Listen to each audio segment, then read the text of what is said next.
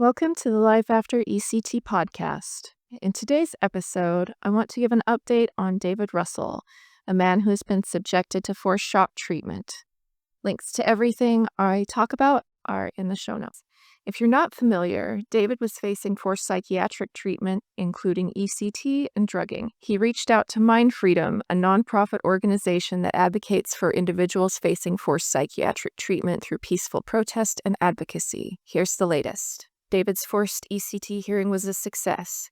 27 observers attended, and David's lawyer, Bill Lubov, delivered a compelling case against the hearing. Lubov highlighted several procedural flaws, including no proper motion filed, no appointed examiner, an unqualified requester, and the absence of an expert witness.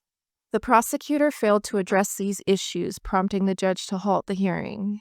While this leaves the door open for a proper filing in the future, Lubov's excellent legal advocacy starkly contrasts with David's previous appointed lawyer, who likely wouldn't have objected so effectively.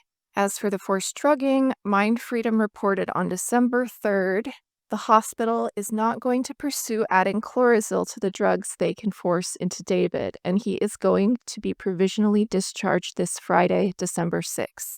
You can read the whole update on David's Shield Alert page. As we celebrate these wins for David, it's crucial to remember the broader context of forced ECT. A pillar of the new, kinder, gentler ECT marketing narrative is that involuntary shock treatment is a thing of the past, or at least very rare and only for life-threatening cases. As we saw with David, that doesn't seem to be the situation at all. Forced ECT still occurs in the United States and globally. In some countries, it's even administered without anesthesia, sometimes as a threat to control behavior, just like in One Flew Over the Cuckoo's Nest. Both the United Nations and the World Health Organization have stated that forced ECT is torture. Sadly, there are more people like David who are exploited by a predatory medical system and lack of access to advocacy.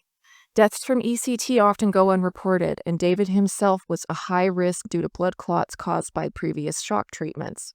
We can only imagine how many people like David there are undergoing forced ECT right now.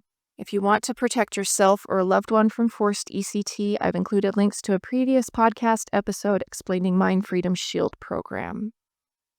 Before signing off, I wanted to take a moment to thank everyone who sent me kind messages over the years. I'm not always able to respond, but your support means the world to me. Life After ECT has been one of the longest, hardest projects I've ever done. And I just wanted to let you know that I save all your messages for days when I feel like giving up. Thank you for helping me feel less alone and for all your encouragement. Anyway, that's all I've got. Thank you for tuning in to the Life After ECT podcast. Life After ECT Incorporated is a 501c3 charitable organization dedicated to improving the lives of those harmed by ECT through advocacy, education, and research. Learn how you can support our work by visiting lifeafterect.com. Thank you.